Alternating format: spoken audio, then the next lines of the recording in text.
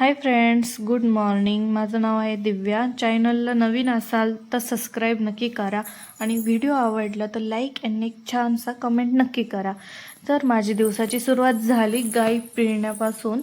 त्यानंतर मिस्टरने आणि मी गाई पिळून घेतल्या. गुरुवार होता, आज तिसरा गुरुवार असल्यामुळे आज माझा एक छोटासा ब्लॉग तुमच्यासोबत शेअर करते. उपवास असला की खूप फ्रेश वाटतं आणि मॉर्निंग खूप छान झालेली होती. त्यानंतर मी गाईंना मशीन लावून घेतलं आणि मशीन लावून सगळ्या गाई दूध काढून घेतलं. त्यानंतर मी मग पोरांचं आवरायला घेतलं. पोरांना आवरून माझ्या मोठ्या मुलाला स्कूलला जायला टाईम होत होता.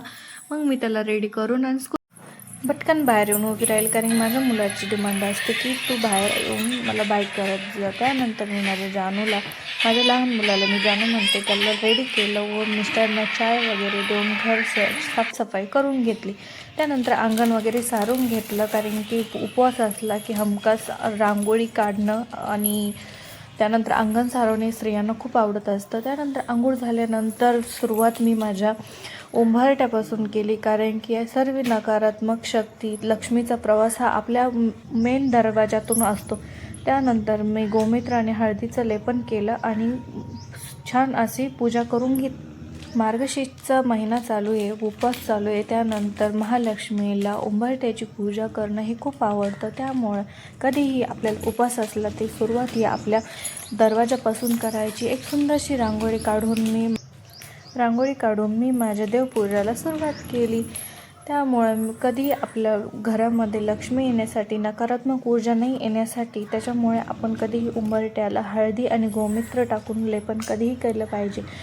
त्यामुळे आपल्या घरामध्ये कधीही नकारात्मक शक्ती येत नाही. आणि रांगोळी ही लक्ष्मीला खूप प्रिय आहे. त्यामुळे कधीही लक्ष्मी व्रत असल्यानंतर आपण दारामध्ये कधीही रांगोळी काढायची. त्यानंतर मी किचनमध्ये आले आणि माझी देवपूजा करण्यासाठी साहित्य सर्व मांडून घेतलं.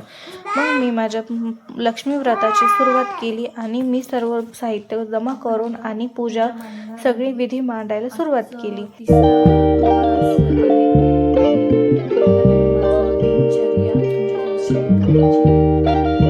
छोटासा मिनी ब्लॉग आणि एक लॉंग ब्लॉग पण टाकणार. मला हे व्रत करायला खूप आवडते. त्यामुळं मी दरवर्षी मार्गशीर्ष महिन्यामध्ये हे व्रत गुरुवारी करत असते.